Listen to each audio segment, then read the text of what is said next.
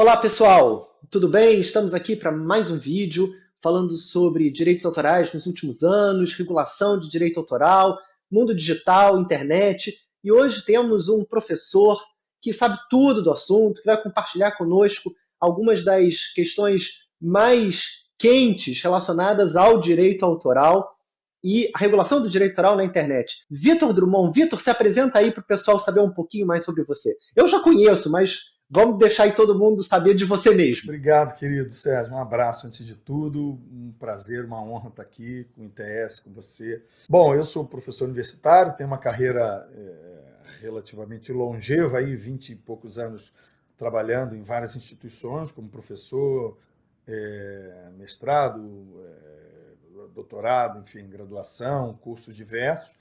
Atuo muito com direito autoral, né, e com temas relacionados, tenho diversas publicações sobre esse tema e advogo também e sou dirigente de uma associação de gestão coletiva que trabalha exclusivamente com intérpretes do audiovisual, atores e atrizes. Basicamente, essa é assim, um resumo das minhas atividades, que tem uma curiosidade, assim, o que eu defendo como advogado é o que eu defendo como dirigente, como professor, então difícil me pegar na curva ali. Normalmente o ponto de vista é convergente, o que me traz bastante conforto e liberdade, assim. Mas eu acho que é isso. Mais do que isso seria exagero, mas o ofício de ser professor, para mim, é encantador. Partilhamos isso, né, Vitor, há muitos anos, né, que ser professor é para mim também a coisa mais legal da vida. E, sem dúvida, Vitor tem uma trajetória aí que eu conheço há muito tempo, uma trajetória de muita coerência. E, recentemente, ou mais recentemente, o Vitor tem sido um porta-voz, como você mesmo já disse, um porta-voz de artistas. E também, mais recentemente, tem gente que está entrando na discussão de direito autoral há menos tempo do que nós, né, Vitor? Que estamos discutindo isso desde o início dos anos 2000, mas tem gente que está entrando agora. E eu acho que é uma discussão dos últimos anos, o papel das redes sociais na difusão de conteúdos musicais, de conteúdos audiovisuais. E você vem liderando aí um grupo de artistas que vem reivindicando o exercício dos direitos relacionados aos direitos autorais, né, de direitos relacionados aos direitos autorais na internet. E eu queria começar logo com essa pergunta, que eu acho que é uma pergunta central para a compreensão do seu papel e, consequentemente, desse nosso vídeo. O que querem, em síntese, Vitor, o que querem os artistas na regulação dos direitos autorais na internet? Reparem que ele disse em síntese, porque a minha fama inabalável de prolixo se mantém esses anos todos. É simples, de fato. O que os artistas, eu vou ter o cuidado de, ao nomear artistas, dizer que eu sou representante, sou presidente executivo de uma associação de atores e atrizes. Então a minha fala é corporativista nesse sentido, dessa categoria, não obstante algumas pessoas poderem discordar do meu ponto de vista, e claro, por que eu digo isso? Porque há um monte de outros artistas do setor musical, das artes cênicas, de outras atividades, e então eu me sinto mais confortável de falar em nome dessa categoria, sobretudo representada pela Interarte Brasil, que é a associação que eu fundei e dirijo hoje.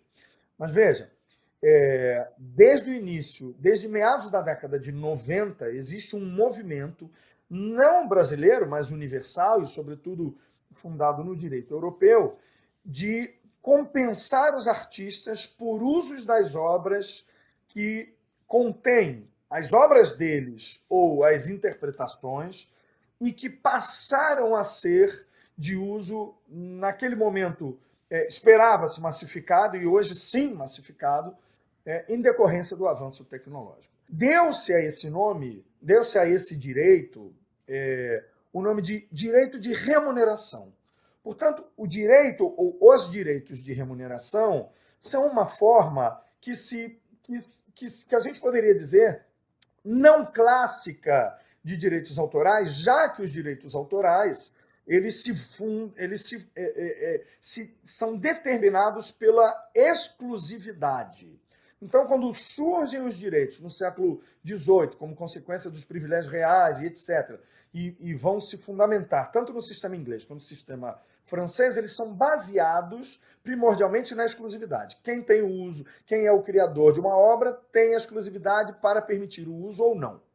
O que acontece é que a tecnologia, ao longo de todos esses anos, caminhou e permitiu, ali no final, portanto, da década de 80 e início da década de 90, que usos pudessem ser feitos independente de uma autorização por parte dos seus criadores e intérpretes. Daí surge essa ideia, e é importante a gente nomear com nome e sobrenome. São direitos de remuneração compensatória, ou por direitos de remuneração compensatória, de remuneração equitativa. Então, isso surge na Europa por quê? Porque as diretivas europeias, ou diretrizes europeias, vão determinar que isso viesse a acontecer em diversos setores, e isso acontece também no setor audiovisual naquele momento. Então, a partir daí, a gente tem, do ponto de vista pragmático, de fato, um avanço no entendimento de que, ora, no caso do audiovisual, se eu sou contratado para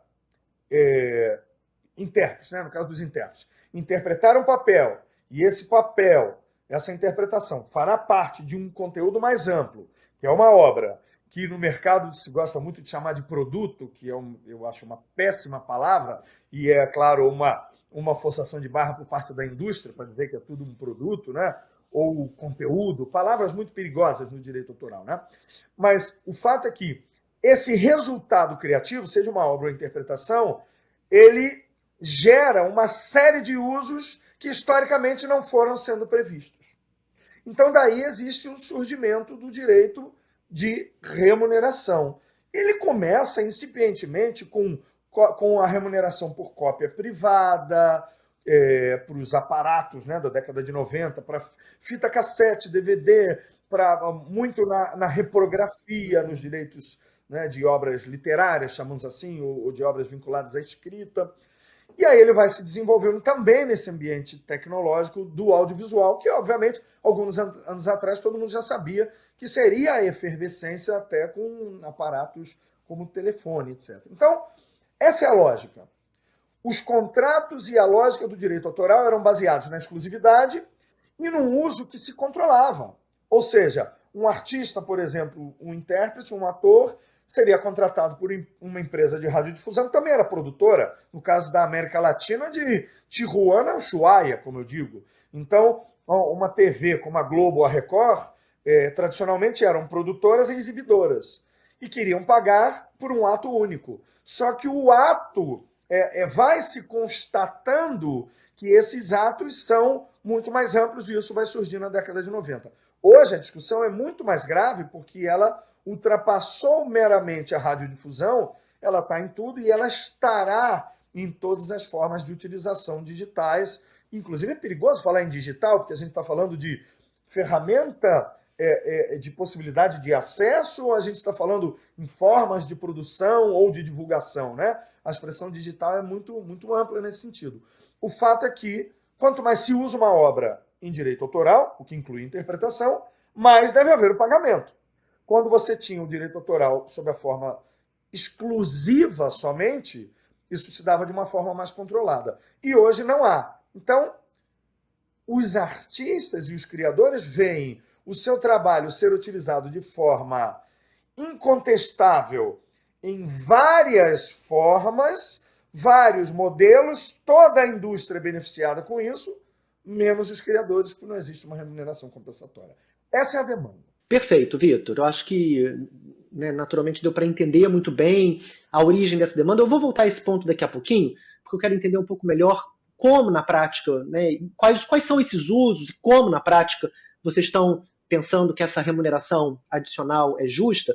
Mas antes disso eu quero te fazer uma outra pergunta.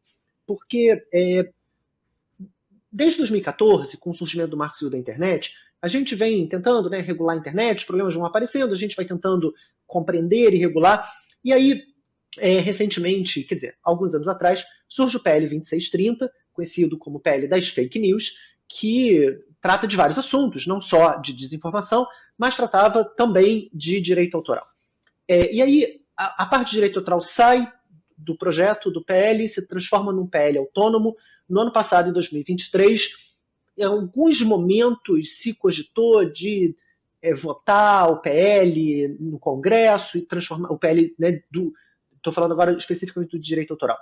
E o que a gente viu na imprensa foi que não se chegou a um consenso com relação àquilo que os artistas queriam. Que esse foi, se não foi o motivo para o impedimento, foi um dos motivos para se votar o PL. Eu acho que tem outros. Eu acho que a discussão não tinha sido madura o suficiente, não tinha se debatido muito, mas no que diz respeito aos artistas, isso, né, em nome de quem você fala, isso é verdade? Houve um não consenso? Por que o PL não foi adiante, se é que não foi adiante por causa de não ter sido contemplado o interesse dos artistas? Sim, tecnicamente foi por isso do ponto de vista do nosso posicionamento, mas ele não foi adiante por uma questão política. Veja, eu não acho que é uma questão de maturidade da discussão, porque o direito autoral vem sendo discutido, como você disse, há 20 anos, e não há 3 anos, nem há 2 anos, etc. A primeira coisa que se questionou foi se os direitos autorais ou essa temática deveria estar no chamado PL das fake news, no 2630. Né? Do ponto de vista, talvez, da melhor técnica de direito, da técnica perfeita, né? Do ponto de vista acadêmico, talvez não fosse a melhor opção. Mas os direitos autorais também estão vinculados a toda essa discussão que diz respeito àquele projeto, sobretudo porque foi incluída a temática dos direitos autorais para o setor do jornalismo. Então, se você vai incluir o jornalismo, obviamente você tem que incluir aqueles que são, digamos, os destinatários óbvios e primeiros dessa discussão, que são os criadores, de um modo mais genérico. Então, assim, política é oportunidade também. E naquele momento, entendeu, não simplesmente os atores, etc., mas um conjunto de entidades, de pessoas, de agentes políticos e etc., entendeu que sim, que era uma motivação suficiente para que aquela discussão acontecesse.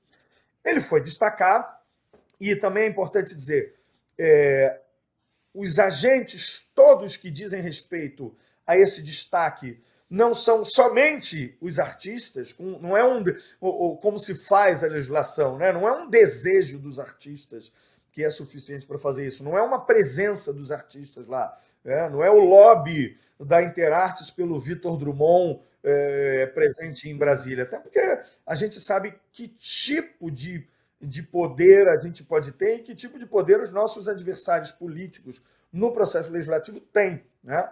E é aí que está a questão, e é aí que eu começo a responder sobre o 2370. Ele não foi levado à votação. E ele não foi levado à votação por falta de consenso entre um grupo de empresas e uma coletividade de artistas representada por associações e também grupos diversos de artistas, digamos assim, como pessoas físicas e lideranças. Né? Por quê? Porque, do outro lado, quem estava se opondo de fato ao projeto eram as empresas vinculadas à radiodifusão. A primeira coisa que a radiodifusão queria era que esse direito, o projeto de lei, fosse unicamente vinculável, né, ou que tivesse referência somente ao ambiente digital. O que, do ponto de vista da justiça desse equilíbrio, é um equívoco. Quer dizer, Vitor, desculpa aí te interromper, mas as empresas de radiodifusão queriam que o PL dissesse respeito apenas à internet, por exemplo, plataformas de internet e não rádio e emissoras de televisão. Ao que se convencionou chamar no PL de ambiente digital. Né? O que é curioso, porque, na verdade, a tendência é que tudo se dê pelo ambiente digital. Não é? É uma tendência que não imediata, mas a médio prazo e a longo prazo. Isso não é um segredo. Né? Mas o fato é que aquele uso da radiodifusão clássica, se não está hoje totalmente, e não está, né, no ambiente digital, seja pelas plataformas de streaming ou redes e etc., em algum momento estará, né, nesse universo aí. Mas essa foi a primeira coisa. E o argumento isso já é pago na contratação. Claro, por que eles argumentam isso? Porque as empresas de radiodifusão têm essa promiscuidade. Elas são as contratantes dos criadores e elas também são exibidoras. Então, elas entendem que é isso aí, está resolvido, está pago e etc. Só que de uma forma, muitas vezes, pouco simpática a forma com que isso é colocado, por uma razão simples. Porque, claro, eu como dirigente, os artistas que estão conosco, e os agentes, advogados e etc., nós sabemos qual é a forma que os contratos são apresentados. E os contratos são apresentados sob forma de contrato de adesão. Não há negociação possível. Quando uma empresa de radiodifusão ou uma contratante do audiovisual apresenta os contratos, ela não dá a hipótese de cessão de direitos. Você pode podemos fazer um contrato de cessão ou de licença. Ela não dá essa hipótese. Ela diz, o contrato é de licença e acabou-se. Se você quiser, você assina, senão contrata o outro. Né? E aí... De cessão, né, Vitor? O contrato é de cessão. O contrato é de cessão, não de licença. Sempre de cessão e nunca há opção de licença. O que as empresas fazem? Elas forçam um contrato de cessão, que eu compreendo do ponto de vista do mecanismo do audiovisual. Se você tem a cessão, você alberga todos os direitos e aí você pode licenciar. Mas do ponto de vista filosófico, do ponto de vista do criador, existe aí uma injustiça evidente, que é eu transfiro todos os meus direitos para alguém que passará, o que vai se chamar fora do jargão nosso, né? O sujeito vai ser o dono, entre muitas aspas, daquilo tudo, e ele vai fazer a licença. Quer dizer, ele tem tudo e eu não tenho nada. Né? Agora, como é que se resolve isso? Ele tem tudo e eu não tenho nada. Tudo bem, quando você explorar a obra comercialmente, de forma a isso ser um contributo econômico também para a sua empresa e para o seu setor, que você pague uma remuneração compensatória. Essa é a lógica, é aí que a gente fecha. Eu não tenho problema como advogado ou como professor que um artista aceite uma cessão de direitos para um produtor. A questão não é essa. A questão é que o que você vai fazer com isso? Explorar esse suficiente para amortizar e para ter lucro? Ou vai se explorar isso? Porque isso aqui é mais-valia. É exploração pura, bruta e simples da mais-valia, que se agrava no caso dos intérpretes, porque ator e atriz são empregados, funcionários ou contratados e estão numa relação de hipossuficiência absoluta, nunca darão as cartas, nunca poderão negociar, impondo, obviamente que não, mas se submetendo a imposições dos contratos do setor. Então, essa é a discussão. Se o contrato não permite negociação, então tudo bem, eu abro mão dos direitos, mas você me compensa lá na frente. Né? Essa é a lógica. Então a gente volta a essa lógica. E o que aconteceu no 2370? As associações que representam as empresas de radiodifusão, de plano, quiseram afastar a radiodifusão, vamos chamar assim, analógica, dessa discussão. O que já traz um prejuízo aos artistas de ordem monumental. Mas muito bem, eu preciso ser coerente. A política é o que dá para fazer. Né? A arte do possível, enfim, é tudo aquilo que a gente já sabe. Então, por isso nós caminhamos. Tivemos muitas e muitas trocas de textos entre o nosso grupo, que inclui audiovisual complexamente, né? De forma bastante complexa, e música e etc., inclusive com participação ativa do governo, do Estado, do Ministério da Cultura, da Secretaria. E essas trocas todas esbarravam no outro lado, no desejo de não reconhecer gestão coletiva de direitos. Em algum momento, esse ponto foi ultrapassado, ou seja, a Bratel e a BERT, nomeando as associações, passaram, por um arranjo deles, internos, porque há diferenças entre as empresas, obviamente, passaram a aceitar a gestão coletiva, só que com imposições que eram intransponíveis. Por exemplo, a gestão coletiva pode existir desde que a gestão dos contratos possa ser feita diretamente da empresa com os artistas contratados. Ora, um artista que não consegue negociar, que está numa relação de absoluta hipossuficiência, né? Inferioridade negocial plena, e precisa aceitar as cláusulas, vai assinar qualquer contrato no futuro, como assina hoje. Então, a gestão coletiva ela precisa ter algum elemento que possibilite que o coletivo esteja presente. Se uma empresa, a empresa de radiodifusão, que possui uma plataforma de streaming, vai apresentar o contrato para o artista, para ele se submeter a esse contrato, ele vai fazer a cessão de tudo, da alma dele. Então, você dizer que tem gestão coletiva, mas que você prefere negociar diretamente com seus artistas, impossibilita a gestão e impossibilita, de fato, um direito de remuneração. Porque o direito de remuneração, sendo contratual, não é direito de remuneração. É, se tanto, residual, como no sistema norte-americano, que é administrado pelo sindicato. E aí é uma outra questão. E olha, vamos ser sinceros, se a gente viu uma greve de Hollywood de tanto tempo que o próprio sindicato precisava nesse mercado tão intenso, importante no audiovisual, e lá não conseguiu o que desejavam os artistas, o que a gente vai dizer de países que não são o centro produtivo e cujo sistema precisa desse reconhecimento de direito de remuneração? Então, a lógica é essa. O que as associações de radiodifusão aceitavam, e elas divulgaram muito isso em cartas, né? Claro, veja a injustiça. Eu estou aqui falando com você, com que projeção a gente conseguirá com muito trabalho nosso dessa nossa conversa. Uma projeção que, obviamente, não entra nos meios efetivos de difusão na mídia. A gente consegue espaço numa mídia alternativa, né? E nas redes. Essa mídia alternativa nunca vai ocupar o espaço da tradicional. Ora, nunca houve uma discussão de direitos autorais que aparecesse no Jornal Nacional. Só para citar um exemplo.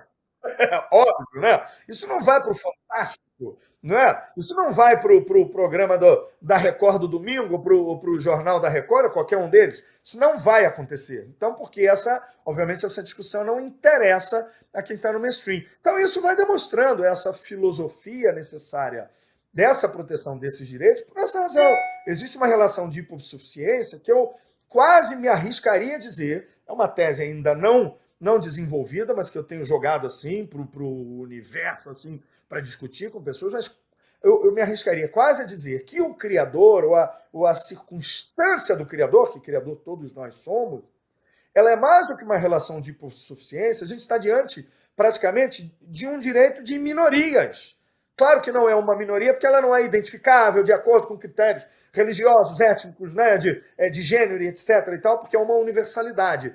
Mas o que se aplica a essa condição é muito parecido com uma discussão de um direito de uma minoria que precisa, mais do que ser ouvida, ter uma forma de exercer o seu direito com algum equilíbrio.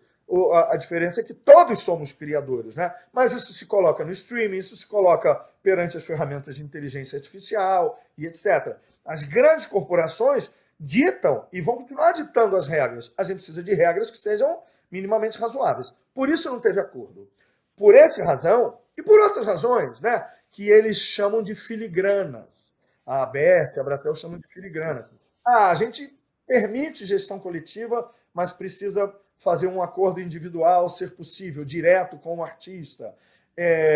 A gente não quer aceitar diziam eles, né, aceitar os contratos antigos, assinados. E, além do que, e aí isso incomodou as empresas multinacionais, eles queriam vantagens do ponto de vista de serem empresas nacionais e porque tinham já produzido no ambiente brasileiro, no ambiente nacional, queriam vantagens num vacatio legis, basicamente, né, sinteticamente, no intervalo de tempo estendido para que pudessem, segundo eles, se preparar para esse novo ambiente, universo, também do ponto de vista econômico.